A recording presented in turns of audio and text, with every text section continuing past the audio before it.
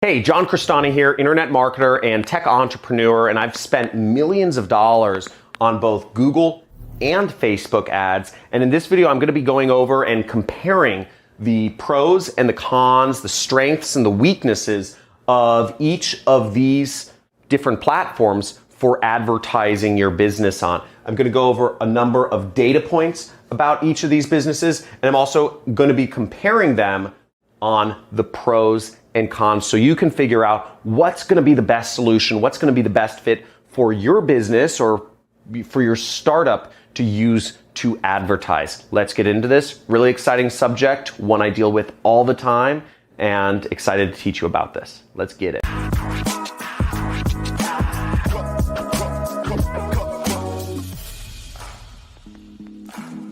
Hey, John Crestani here, and I've been just marketing on Google and Facebook for